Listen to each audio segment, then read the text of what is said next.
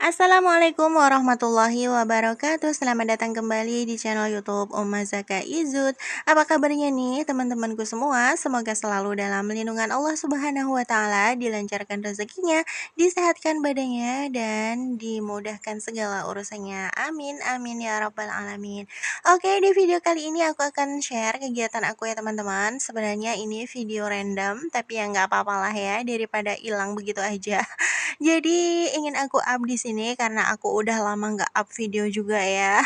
Nanti dikiranya mati ya channel aku ini. Jadi selain ini tuh udah mau menjelang Ramadan, iya kan teman-teman? Tinggal mungkin hari Kamis atau hari apa, kita belum tahu pastinya. Jadi ini tuh aku akan membagikan tips dan trik membuat cendol sederhana ala aku ya. Cendol sutra, yaitu caranya mudah sekali ya teman-teman. Langkah pertama, oke, ini tadi itu ada 2 bungkus tepung tapioka ya teman-teman. 2 bungkus itu setiap bungkusnya setengah kiloan, berarti ada 1 kilo ya. Jadi bahan utamanya adalah tepung sagu. Kalian tentunya tahu kan tepung sagu itu apa?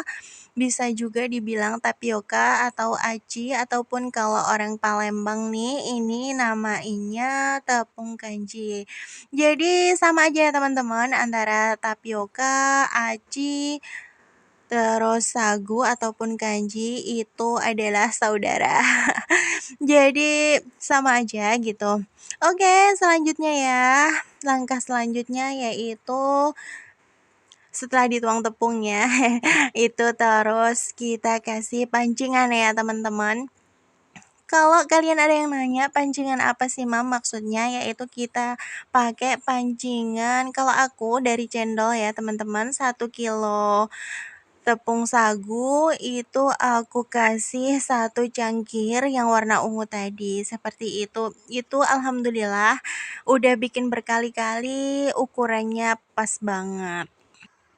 Tapi kalau nggak ada cendol ya teman-teman, jadi bisa juga pakai pancingan dengan cara kita masak acinya ya teman-teman. Tepung aci tadi kita jenang, kita bikin jenang, itu ukurannya tiap 1 kilonya adalah 4 sendok.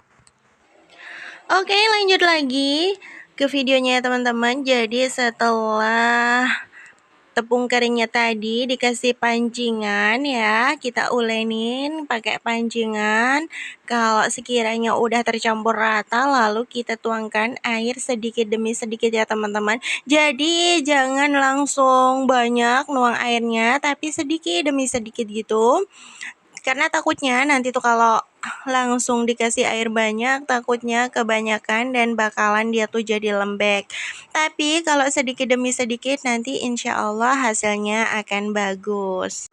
Biasanya aku kalau 1 kilo tepung sagu pakai airnya 1 gayung, itu alhamdulillah pas. Sebenarnya bukan aku yang ngadonin ini, tapi pak suami aku. Karena kalau ngadonin seperti ini butuh tenaga dalam ya teman-teman. Sebenarnya enggak juga sih, tapi karena aku ada pekerjaan lain, jadi aku mengerjakan pekerjaan lain, jadi pak suami yang bikin cendolnya. Karena ini sebenarnya karena aku tuh jualan cendol juga ya dulunya waktu masih di kampung. Jadi ini resep dari aku ya. Kalian bisa intip resep bikin cendol sutra langsung dari pedagangnya. Tapi kita tuh biasanya juga punya cara yang berbeda-beda ya teman-teman. Jadi seperti inilah kalau cara dari aku. Terus kalau diadonin udah rata ya teman-teman, sekiranya udah rata, biasanya udah ngabisin air 1 gayung gitu sekitaran, itu bakalan jadi udah meler kayak gini ya. Kalau diangkat dia udah nggak putus adonannya, itu berarti dia udah jadi. Dan sembari kita tuh ngadon tepungnya ya, sembari ngulenin tepung sagu tadi ya. Jadi jangan lupa disiapkan airnya ya untuk merebus nanti. Jadi ini tapi tadi tuh nggak ke-shoot ya pas aku nyetekin kompornya. Jadi ini udah mendidih airnya, lalu kita bikin deh. Ini biasa ya, kami tuh kerja bareng, berdua gitu sama Pak suami, jadi Pak suami yang nuangin. Terus kalau kalian cetakannya, misal kalian tuh nanya cetakannya pakai apa sih Mam? Kalau aku sengaja ya pakai yang lebih gede, yang besar seperti ini, yaitu pakai teko. Karena cuma sekali aja nanti tuh udah selesai. Kalau cuma 1 kilo bikinnya ya.